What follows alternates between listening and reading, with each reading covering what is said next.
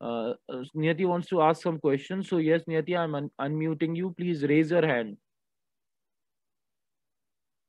Raise your hand.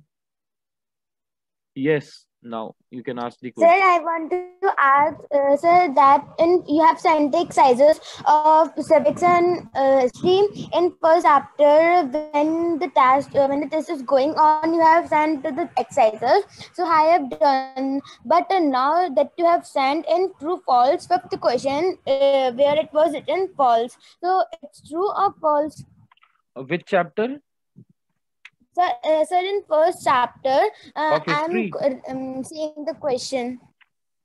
In first Yes, sir. chapter of history? Manuscripts of, yes, sir.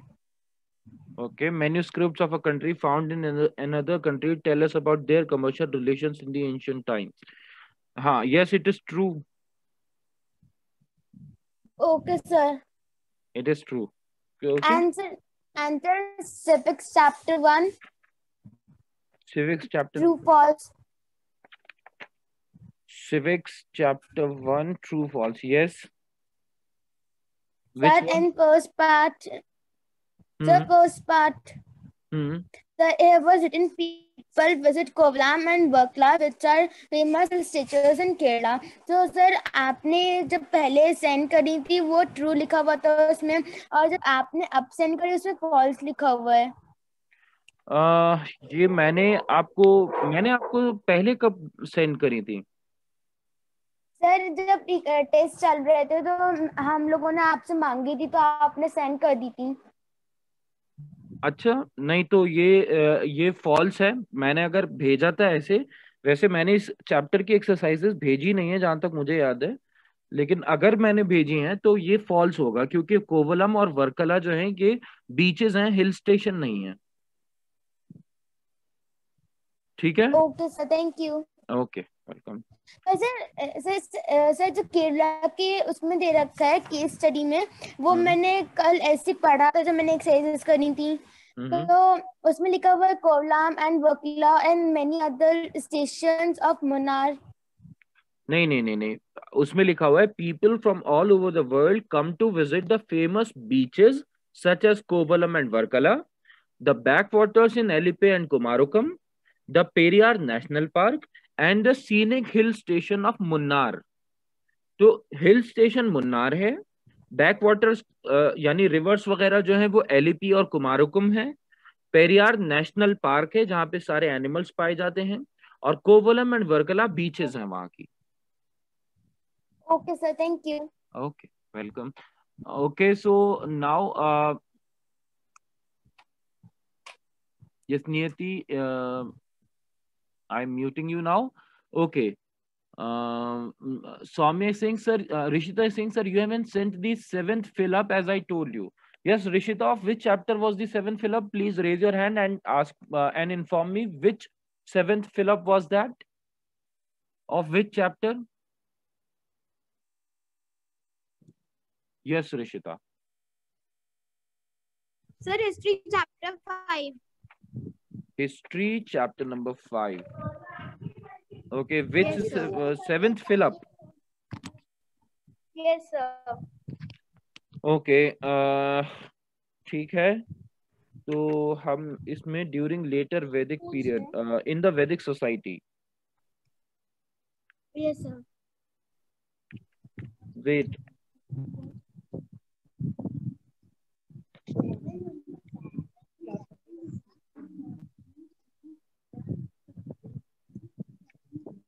Yes, so इसमें आएगा सारे student सुन लीजिए, page number 143 में आपकी book में चैप्टर नंबर 5 का फिल इन द ब्लैंक्स का सेवेंथ पार्ट जो है, फिल इन द ब्लैंक्स का सेवेंथ पार्ट, इन द वैदिक society the priest often acted as a, उसके आगे आपको लिखना है village teacher and a doctor. Okay, village teacher and a doctor.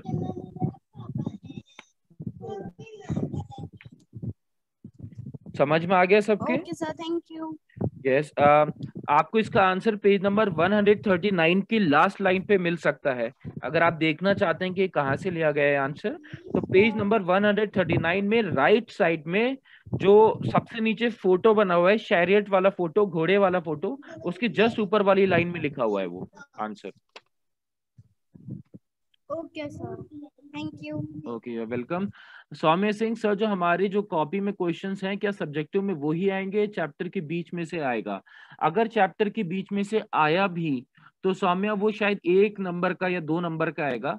मेरा अंदाजा है कि ज्यादातर सब्जेक्टिव पेपर्स जो हैं आपके, वो क्वेश्चन आंसर्स ही पूछे जाएंगे आपसे चैप्टर के लास्ट में। लेकिन 30 नंबर के जो एमसीक्यू पेपर्स आएंगे उसमें डेफिनेटली बुक के बीच में से पूछा जाएगा। इसीलिए आपको बुक के बीच में से पेपर्स प्रिपेयर करना पड़ेंगे, यानी बुक के बीच में से आंसर्स प्रिपेयर करना पड़ेंगे। आपको पूरी बुक के चैप्टर्स पढ़ना पड़ेंगे, सारी केस स्टडीज पढ़ना पड़ेंगी। कुछ अगर समझ में नहीं आते है, कहीं कंफ्यूजन होता है, आप मुझे व्हाट्सएप करेंगे और व्हाट्सएप में आप मुझे फोटो भेजेंगे जो चीज आपके समझ में नहीं आई। हाँ, मुझे रिप्लाई करने में टाइम लग सकता है बेटा, इस बात का ध्यान रखना कि एक बार आप मैसेज ड्रॉप करके आराम से हो जाना, मुझे बार बार मैसेज मत करना। कुछ स्टूडेंट्स पता है क्या करते हैं, मुझे एक मैसेज भेजते हैं, फिर उसके बाद बोलते हैं sir please tell me, sir please, sir please, ऐसे करके 20-25 मैसेजेस भेज देते हैं। ऐसा मत कीजिएगा। आप एक बार मुझे मैसेज भेजना और मैसेज भेजने के बाद आप वेट करना, क्योंकि मैं आमतौर पे अगर आप दिन में मुझे मैसेज करेंगे तो मैं उसका रात में रिप्लाई कर पाता हूँ, क्योंकि मेरे पास टाइम जो मिल पाता है वो रात में मिलता है। सो रात को 11, 11:30, 12, 1 बजे तक मैं देख पाता हूँ, तब मैं रिप्लाई कर दूंगा। लेकिन आप मुझे अपनी कोई भी क्वेरी हो बेझिझक भेज सकते हैं, बट आपको इंतजार जरूर करना पड़ेगा। सो इस बात के लिए तैयार रहिएगा कि सर ने कहा है कि क्वेश्चन भेज सकते हैं, आप कोई भी क्वेश्चन भेज सकते हैं। कोई भी चीज अगर समझ में नहीं आ रही है आप भेज सकते हैं, लेकिन फिर उसके बाद पेशेंटली वेट कीजिएगा कि रात को सर रिप्लाई करेंगे 1-2 बजे तक। Niyati, yes you are asking something. Niyati, आप मुझे एक काम करिए, अब आप मैसेज कर दीजिए मुझे, ताकि फिर मैं चैप्टर भी पढ़ाना स्टार्ट कर दूं, क्योंकि हमें रिवीजन वर्क भी शुरू करना है ना। तो आप मुझे मैसेज कर दीजिए जूम चैट पर। आज हम इन क्वेश्चन आंसर्स को ले लेते हैं। चैप्टर नंबर 1 के क्वेश्चन आंसर्स हैं। बहुत से स्टूडेंट्स ऐसे हैं जिनके क्वेश्चन आंसर्स हो सकता है समझने में, या क्वेश्चन आंसर्स की लैंग्वेज समझने में प्रॉब्लम हो सकती है, तो इसलिए मैं आपको क्वेश्चन आंसर्स आपको मैं भेज रहा हूँ, आपको समझा रहा हूँ। तो पहला क्वेश्चन है इस चैप्टर का, चैप्टर नंबर 1 हिस्ट्री। पहला क्वेश्चन है, define the period in the past which is called proto history. Question ये कह रहा है कि प्रोटो हिस्ट्री जो कि हमारे पास्ट का पीरियड है, उसको उसके बारे में बताइए कि क्या है प्रोटो हिस्ट्री। तो प्रोटो हिस्ट्री की डेफिनेशन आपको देना है इस क्वेश्चन में। तो प्रोटो हिस्ट्री की डेफिनेशन ये है, proto history is the period between pre history and history for which no direct written evidence is available from contemporary sources। इसका मतलब क्या होता है? देखिए, हमने 3 पार्ट्स पढ़े थे कि हिस्ट्री के 3 पार्ट्स होते हैं, एक होता है प्री हिस्ट्री, एक होता है प्रोटो हिस्ट्री, और एक होता है हिस्ट्री। हिस्ट्री वो समय होता है जिस समय इंसानों ने लिखना सीख लिया था, और उस समय के बारे में लोगों ने उसी समय लिखा, और वो हमें उस जमाने की चीजें, जैसे वैदिक पीरियड के बारे में हमने पढ़ा था, तो वैदिक पीरियड में रामायण, महाभारत और पुराण, वेद, चारों वेद, ये उसी समय में लिखे गए थे, इसलिए हमें उस समय की हिस्ट्री के बारे में इन किताबों से पता चल पाता है। प्री हिस्ट्री उस समय को कहा जाता है जब इंसान को पढ़ना लिखना नहीं आता था, और इसीलिए उस समय की हमें कोई भी किताब नहीं मिलती है। हमें सिर्फ और सिर्फ केव पेंटिंग्स या ये आर्कियोलॉजिकल एविडेंसेस, जैसे कि मिट्टी के घड़े, लोगों के घर टूटे हुए, या गुफाओं में बनी हुई पेंटिंग्स, ये जो दिखती हैं, ये प्री हिस्ट्री के समय के हैं, जब इंसान को पढ़ना लिखना बिल्कुल भी नहीं आता था। इसलिए इंसान ने लिखा कुछ नहीं, बल्कि इंसान जिन चीजों में रहा करता था, या जो जो चीजें इस्तेमाल किया करता था, या जो टूल्स बनाया करता था, उन चीजों को देखकर, उन चीजों को जमीन के अंदर से जब वो चीजें हमें मिली, तो उन चीजों को देख के हमने अंदाजा लगाया कि उस समय पर इंसान क्या करता होगा। अब सवाल आ जाता है कि प्री हिस्ट्री तो हम समझ गए, हिस्ट्री भी हम समझ गए, ये प्रोटो हिस्ट्री क्या चीज है? प्रोटो हिस्ट्री का मतलब है वो समय जिस जिस समय के बारे में बाद वाले लोगों ने हिस्ट्री लिखी है।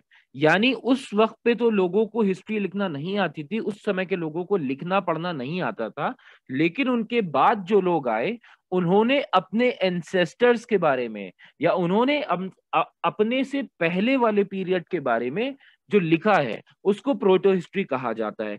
यानी प्रोटो हिस्ट्री के बारे में हमें लिखी हुई किताबें मिल तो जाती हैं, लेकिन वो किताबें उसी समय में नहीं लिखी गई थी, उसी पीरियड में नहीं लिखी गई थी, बल्कि उस समय के बाद जब दूसरी जनरेशन्स आए, जब दूसरे लोग आए जिन्होंने पढ़ना लिखना सीख लिया, तो उन्होंने अपने बीते हुए समय, अपने पूर्वजों के समय के बारे में उन किताबों में लिखा। अब सवाल ये आता है कि उन किताबों में वो कैसे लिख पाए? वो ऐसे लिख पाए कि पहले जो कहानियां थी और पहले जो ज्ञान था, वो एक दूसरे को लोग सुनाया करते थे, अपने बच्चों को कहानियां सुनाया करते थे, अपने बच्चों को पोएम्स सुनाया करते थे, और वो पोएम्स एक जनरेशन से दूसरी जनरेशन, दूसरी जनरेशन से तीसरी जनरेशन तक पास होती चली गई। और फिर इसी तरह से जो बाद वाले लोग थे, उन्होंने अपने से पहले वाले लोगों के बारे में हिस्ट्री लिखी, उन चीजों को जो उन्होंने सुनी थी उसके आधार पे। सो यही आपका जवाब है कि proto history is the period between pre history and history. Pre history वो होता है जिस समय पर इंसान को पढ़ना लिखना बिल्कुल नहीं आता था, इसीलिए उस समय के बारे में हमें कोई भी लिखी हुई चीज नहीं मिलती है। हिस्ट्री वो समय जिसके बारे में हमें खूब लिखी हुई चीजें मिलती हैं, उस दौर में जब लिखी गई तो उस दौर के बारे में हम समझ पाते हैं। सो प्री हिस्ट्री और हिस्ट्री के बीच में आता है प्रोटो हिस्ट्री। और प्रोटो हिस्ट्री वो समय है for which no direct evidence is available from contemporary sources।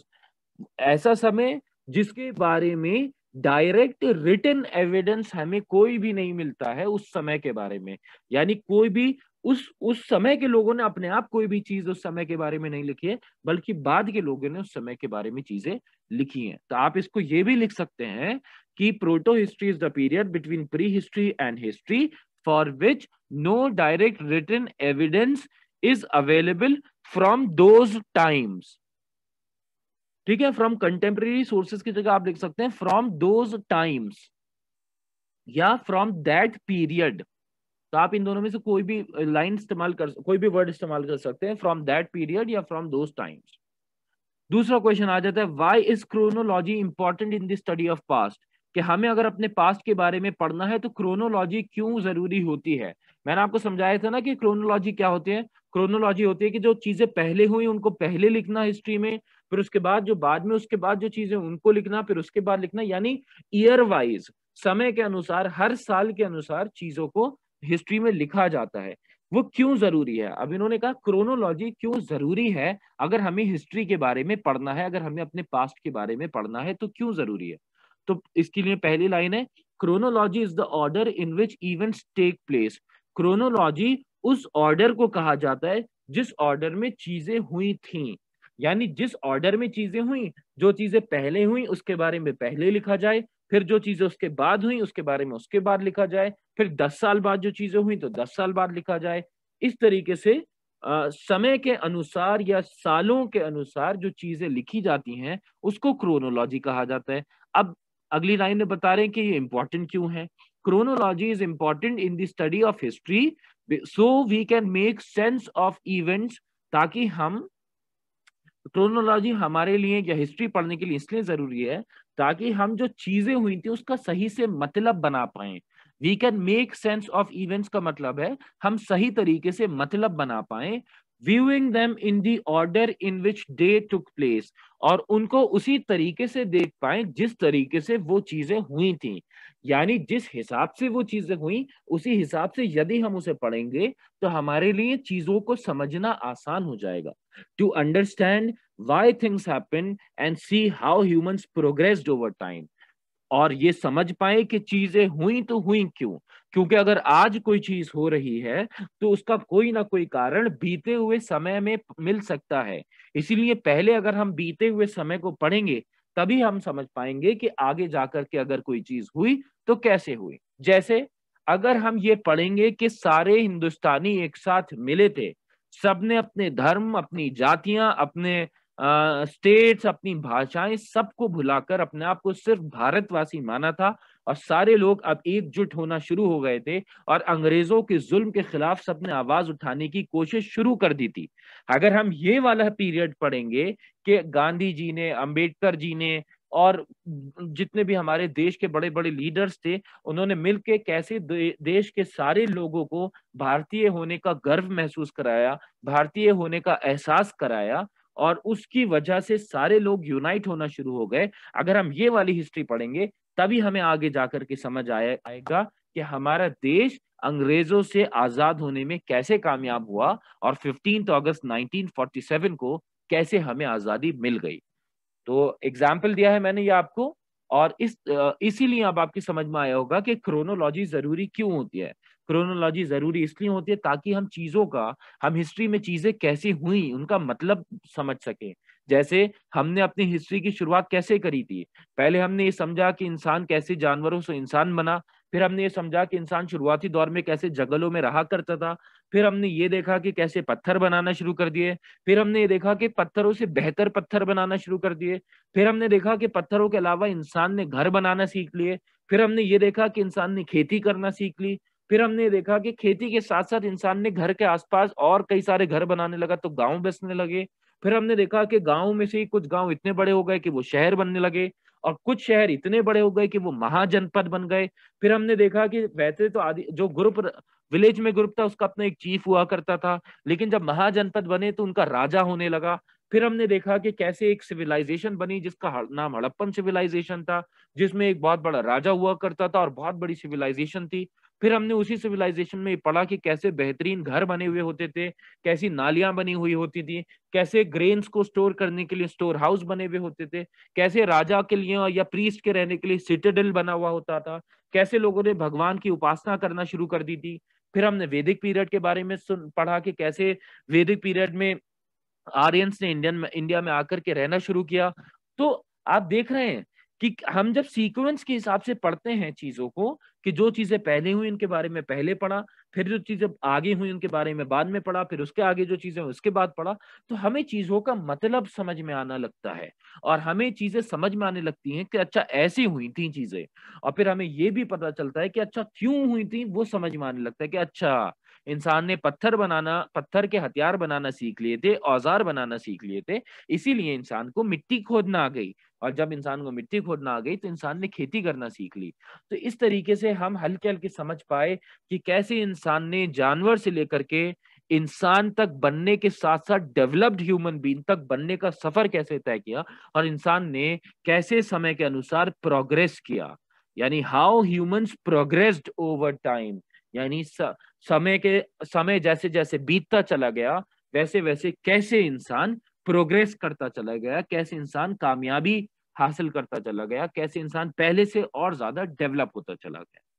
तो मुझे उम्मीद है कि आपके वाला आंसर समझ में आ गया होगा। अब आते हैं इस वाले आंसर पे, what role did the Himalayas play in framing the history of subcontinent. अब इनका कहना है कि हिमालयाज जो हैं उनका क्या इंपॉर्टेंट रोल रहा इंडिया के हिस्ट्री में।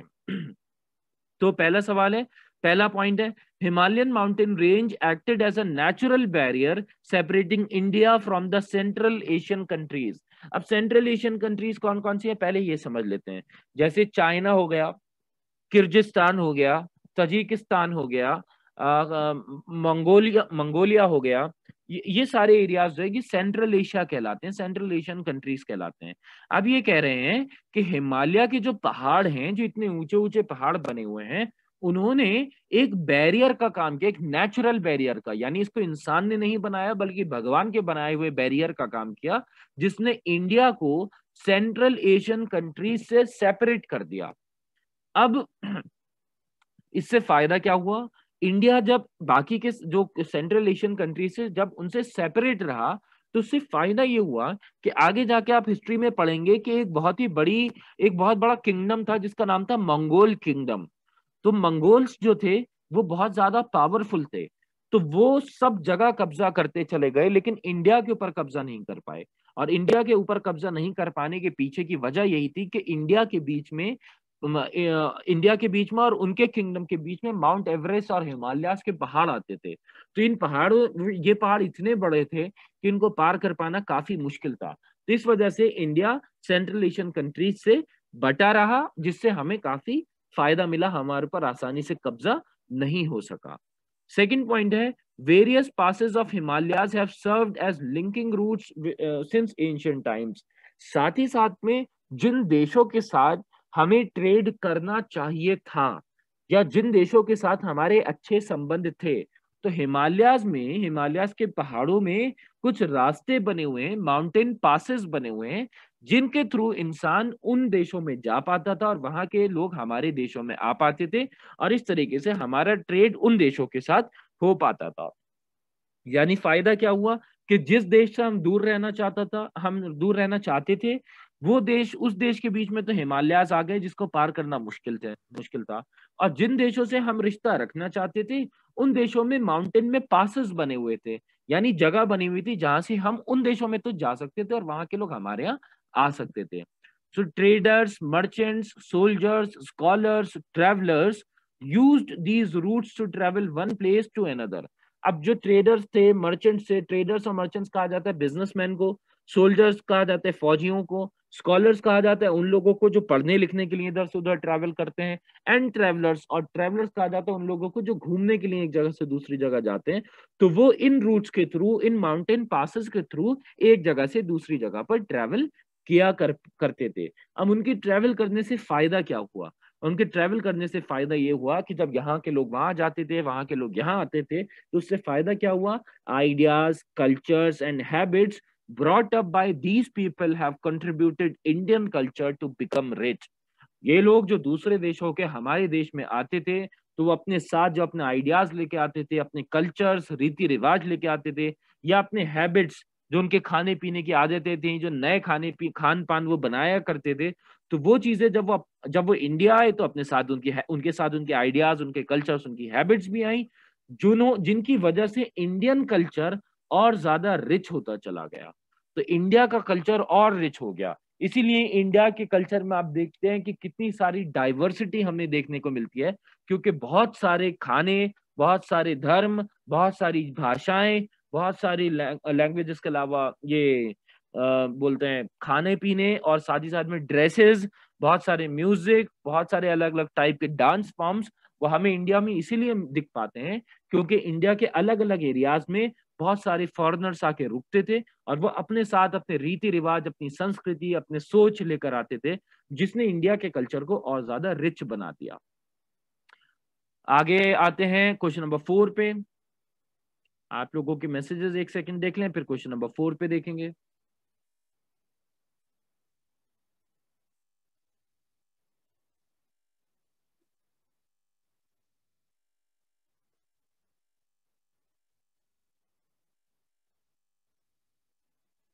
शुभी, एक्सप्लेन कर पाना तो आसान नहीं है, मैं इसकी वीडियो डाल दूंगा व्हाट्सएप, सॉरी यूट्यूब पर। आप उसका लिंक मैं व्हाट्सएप पर डाल दूंगा, आप वहां से देख लीजिएगा, ठीक है। नियति का कहना है sir Mongolians exist in today's period और they did in early periods.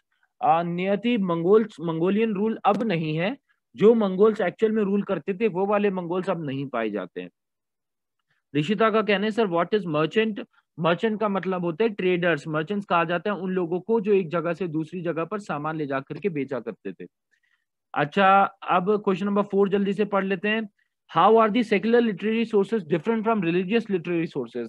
यानी सेक्युलर लिटरेरी सोर्स और रिलीजियस लिटरेरी सोर्स में क्या फर्क है? देखिए, मैं आपको बताया था ना कि सेक्युलर किताबें कौन सी होती हैं और रिलीजियस किताबें कौन सी होती हैं। सेक्युलर किताबें वो होती हैं जिनका धर्म से कोई लेना देना नहीं होता है। So literature that has no connection with religion is called secular literature. ठीक है, वो लिटरेचर, वो लिखी हुई चीजें जिनका धर्म से कोई लेना देना नहीं है, वो सेक्युलर लिटरेचर कहलाती है। उस सेकंड पॉइंट में एग्जांपल्स दिए हुए हैं, जैसे अर्थशास्त्र बाय कौटिल्य। जैसे कौटिल्य ने एक किताब लिखी थी जिसका नाम है अर्थशास्त्र। बान भट्ट ने एक किताब लिखी थी, भट्ट ने जो किताब लिखी थी उसका नाम था हर्षचरित। तो हम इसीलिए कहते थे बान भट्टास हर्षचरित, या आप ये भी लिख सकते हैं हर्षचरित बाय बान भट्टा।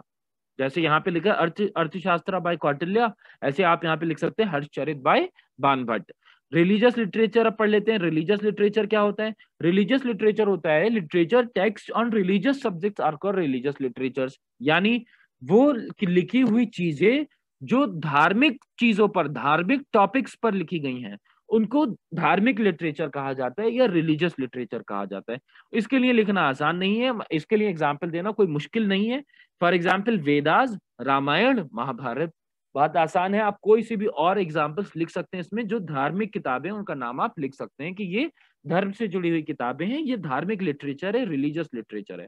नियति बेटा, आप सवाल आपका मैंने देख लिया था, जवाब मैं बाद में दूंगा, वो होगा तो मैं आपको पर्सनल चैट पे दे दूंगा व्हाट्सएप पर। अभी टाइम कम है तो मैं ये एक्सप्लेन कर देता हूँ, ठीक है। Define artifacts. अब इन्होंने कहा कि आर्टिफैक्ट्स को एक्सप्लेन कीजिए। तो आर्टिफैक्ट्स कहा जाता है जो भी हमें पुराने जमाने की चीजें मिलती हैं, चीजें, किताबें नहीं, चीजें, तो उन चीजों को हम कहते हैं आर्टिफैक्ट्स।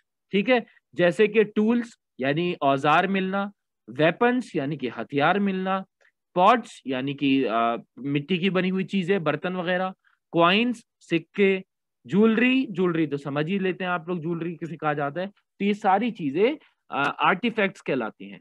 अब एक शब्द लिखा हुआ है, एक फ्रेज लिखा हुआ है, material remains of the past, यानी वो सारे मटेरियल्स जो कि पास्ट के हैं, बचे हुए मटेरियल पास्ट के, यानी पुराने जमाने के बचे हुए मटेरियल्स, जैसे कि tools, weapons, pots, coins, jewellery, ये सब आर्टिफैक्ट्स कहलाते हैं। अब ई पे आ जाते हैं। ई का क्वेश्चन नंबर 1 है, what are monuments, how do they help in understanding the past better. Monuments क्या होते हैं और वो हमें बीता हुआ समय या हिस्ट्री या पास्ट समझने में कैसे हेल्प करते हैं। तो मॉन्यूमेंट्स के बारे में पढ़ लेते हैं। मॉन्यूमेंट्स क्या होते हैं? Old buildings such as forts, palaces, temples, mosques, cemeteries, etc., which were built for some special purpose is called, is नहीं होगा, यहाँ पे आर होगा, आर कॉल्ड मॉन्यूमेंट्स। यानी पुरानी बिल्डिंग्स, पुराने जमाने की बिल्डिंग्स या बीते हुए समय की बिल्डिंग्स, जैसे कि किले, फोर्ट्स कहा जाता है किलों को, किले, या पैलेसेस मतलब महल, टेम्पल्स मतलब मंदिर, मॉस्क मतलब मस्जिद, सिमेट्रीज मतलब वो जगह जहां पे लोगों को दफनाया जाता था या वो जगह जहां पे लोगों का अंतिम संस्कार किया जाता था, उन्हें सिमेट्रीज कहा जाता है। जो कि which were build for some special purpose, जिनको किसी न किसी स्पेशल काम के लिए बनाया गया हो, उन्हें मॉन्यूमेंट्स कहा जाता था। अब स्पेशल क्या काम क्या हो सकते हैं? जैसे फोर्ट का एग्जांपल ले लेते हैं। फोर्ट यानी कि किले। किले किस लिए बनाए जाते थे? किले बनाए जाते थे ताकि राजा उसमें रह सके, राजा के जितने लोग हैं वो उसमें सेफली रह सकें, और चारों तरफ से किले की ऊंची ऊंची दीवारें होती थी जिसपे फौजी तैनात होते थे। तो अगर दुश्मन सेना हमला करे तो किले के गेट्स बंद कर दिए जाते थे, और किले की दीवारों के जो दीवारों पे रास्ता होता है, तो किले की दीवारों पे चढ़ के जो फौज होती थी वो दुश्मन सेना के ऊपर हमला किया करती थी, दुश्मन सेना के ऊपर गोलियां या तीर मारा करती थी, जिससे दुश्मन सेना अटैक करने पर घायल हो जाती थी। तो इस तरीके से किला होता था लोगों को प्रोटेक्ट करने के लिए। तो राजा और राजा के जितने करीबी लोग होते थे या जो इम्पोर्टेंट उस एरिया में रहने वाले इंपॉर्टेंट लोग होते थे, उन सबको हमले के समय किले के अंदर बंद कर लिया जाता था, दरवाजा बंद कर दिया जाता था, और सारे फौजी ऊपर चढ़ के दुश्मन सेना के ऊपर, किले की दीवारों के ऊपर चढ़ के वहां से हमला किया करते थे। तो ये तो हो गया फोर्ट का इस्तेमाल, के फोर्ट इस वजह से बनाए जाते थे, यानी किले इस वजह से बनाए जाते थे। पैलेसेस होते हैं महल, महल बनाए जाते थे राजा के रहने के लिए, ऐश और आराम करने के लिए। टेम्पल्स तो हमें पता ही है कि भगवान की पूजा करने के लिए बनाए जाते थे, साथ में शादी विवाह जो होता था वो भी टेम्पल्स में होता था, साथ में भक्ति वाले भजन और डांस जो होते थे वो भी टेम्पल्स में होते थे, साथ ही साथ में जितने भी धार्मिक किताबें हैं और धार्मिक ग्रंथ है उसकी पाठन की क्रिया, यानी उसको पढ़ना और पढ़ाना, जो संस्कृत में लिखी हुई होती थी उनको पढ़ना और पढ़ाने का काम भी मंदिरों में हुआ करता था, आज भी होता है। मॉस्क यानी कि मस्जिदें, मस्जिदों में नमाज पढ़ी जाती है, खुदा की इबादत करी जाती है, और साथ ही साथ में मस्जिद में शादी के लिए जो निकाह होते हैं वो निकाह भी मस्जिद में किए जाते हैं। सिमेट्रीज यानी कि जो दफनाया जाता है मस्जिद, सॉरी, कब्रिस्तान या अंतिम संस्कार के लिए शमशान घाट, उन सबको सिमेट्रीज कहा जाता है। तो ये आप देखेंगे हर बिल्डिंग जो बनाई गई है उसका कुछ ना कुछ काम होता है। अब आप मुझसे पूछ सकते हैं कि सर हमने जो बिल्डिंग्स देखी उनका तो कोई काम नहीं है। आप मुझसे कह सकते हैं सर जो हमने कुतुब मीनार देखा है, कुतुब मीनार का तो हमें कोई काम नजर नहीं आया, कुतुब मीनार का तो समझ में नहीं आया कि किस काम में इस्तेमाल किया जाता होगा।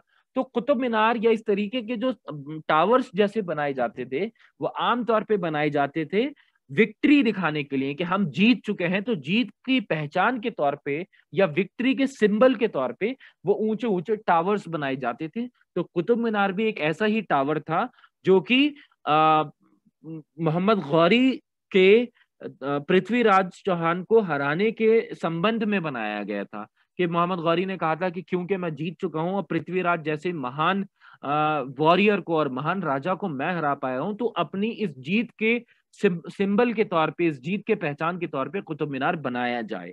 तो उनके सेवक और जो यहाँ के राजा बन चुके थे कुतुब मीनार, कुतुबुद्दीन ऐबक, उन्होंने वो कुतुब मीनार बनाने की शुरुआत करी थी। अब इन मॉन्यूमेंट से हमें क्या पता चलता है? जो भी मॉन्यूमेंट अगर आप देखेंगे, चाहे ताजमहल, चाहे लाल किला, चाहे कोई भी साउथ इंडिया में बने हुए खूबसूरत मंदिर, कोई भी आप देख लीजिए जो मॉन्यूमेंट्स बने हुए, उनसे हमें क्या क्या पता चलता है? पहला, artistic skill of that time, यानी उस समय पर जो आर्टिस्ट थे उनके अंदर क्या स्किल्स थी। जाहिर सी बात है कि हम देखते हैं कि इतनी कम रिसोर्सेस पहले होती थी, ना तो कोई मशीन होती थी, ना ही कोई बेहतरीन औजार हुआ करते थे, लेकिन उसके बावजूद भी इतने खूबसूरत मॉन्यूमेंट्स बना दिए हैं। और उसके अंदर जो नक्काशी करते हैं, जो डिजाइन बनाते हैं, वो कितने खूबसूरत डिजाइन बने हुए होते हैं। तो उस टाइम पे आर्टिस्ट की जो स्किल्स थी उसका हमें पता चलता है। दूसरा, उस जमाने की सोशल लाइफ के बारे में पता चलता है। सोशल लाइफ के बारे में हमें कैसे पता चलता है? जो जमाने में, जो मंदिरों में या मॉन्यूमेंट्स के अंदर जो पेंटिंग्स बनी हुई होती हैं, उन पेंटिंग्स को देख के हमें पता चल जाता है कि अच्छा, लोग ऐसे रहा करते होंगे। या फिर जो उन मॉन्यूमेंट्स के ऊपर जो लिखा हुआ होता है, तो उन अगर लिखी हुई चीजों का को हम पढ़ेंगे तो हमें समझ में आता है कि ये उस जमाने में कैसे लोग रहते होंगे, राजा महाराजाओं की कैसी पावर होती होगी, गरीब लोग कैसे का के साथ क्या होता होगा। वो सब कुछ उन लिखी हुई चीजों से, या मॉन्यूमेंट्स में जो डिजाइन्स बने हुए होते हैं, या जो पेंटिंग्स बनी हुई होती हैं, उससे हमें अंदाजा हो पाता है। साथ में religious belief and culture of that era, उस समय का ईरा कहा जाता है पीरियड। तो उस पीरियड के बारे में या उस समय के बारे में, जिस समय का वो मॉन्यूमेंट बना हुआ है, उस समय लोगों की धार्मिक आस्थाएं क्या क्या थी, उस चीज के बारे में हमें पता चल पाता है। जैसे कि जिस जमाने में बहुत ज्यादा मंदिर बने, जैसे महाबलीपुरम है साउथ इंडिया में एक जगह, वहां पे लगभग 200 मंदिर बने हुए हैं। एक ही शहर के अंदर लगभग 200 टेम्पल्स बने हुए हैं, जो कि एक बहुत बड़ी बात है। और सब एंशियंट टेम्पल्स हैं, यानी सब पुराने जमाने के, बहुत बहुत समय पुराने टेम्पल्स हैं। तो हमें इससे यह अंदाजा होता है, किसी जगह पे अगर बहुत सारे टेम्पल्स बने हुए होते हैं, कि और सारे जो है वो ज्यादातर विष्णु भगवान के टेम्पल्स बने हुए हैं, तो हमारी समझ में आता है कि उस समय के राजा महाराजा ज्यादा विष्णु भगवान की उपासना करते होंगे, ज्यादा विष्णु भगवान के भक्त हुआ करते होंगे। कुछ जगहों पर जहां पर शिव के मंदिर बने, हमें पता चलता है कि यहाँ पे लोग शिव भगवान की ज्यादा उपासना करते होंगे। बंगाल में चले जाएंगे आप तो दुर्गा माता के ज्यादा मंदिर बने हुए होते, तो हमें उससे अंदाजा होता है। अजमेर चले जाएंगे तो वहां पे हजरत निजामुद्दीन की दरगाह बनी हुई है, जहां से हमें ये पता चलता है कि उस समय पर हजरत निजामुद्दीन कह रहा हूँ, हजरत निजामुद्दीन की तो दिल्ली में है दरगाह, ख्वाजा मोइनुद्दीन चिश्ती की दरगाह है अजमेर में, जिससे हमें पता चलता है कि ख्वाजा मोइनुद्दीन इंडिया में आए थे, वो एक सूफी थे, और उनसे लोग बहुत ज्यादा इन्फ्लुएंस होते थे। तो हमें उस उनकी उनके स्ट्रक्चर को, उनकी जो मॉन्यूमेंट बना हुआ है, उसको देख के हमें इस चीज के बारे में पता चलता है। तो बच्चों, अब 1 मिनट से कम समय बचा है, आप लोगों के मैसेजेस देख लेता हूँ, और बचा हुआ आंसर मैं आपको कल या परसों समझाऊंगा। ठीक है? जब भी हमारी नेक्स्ट क्लास होगी, बचे हुए आंसर्स मैं आपको तब समझाऊंगा। अच्छा, निकाह, नियति कह रही है सर, व्हाट इज निकाह? निकाह कहा जाता है बेटा जब मौलाना जो है वो विवाह संपन्न कराते हैं। ठीक है? अच्छा, अभी सब लोग जो है वो, मीटिंग खत्म होने वाली है, सिर्फ 3-4 सेकंड बचे हैं। मैं ये वीडियो अपलोड कर दूंगा, लिंक शेयर कर लूंगा आपसे। अगली बार हमारा जब अगला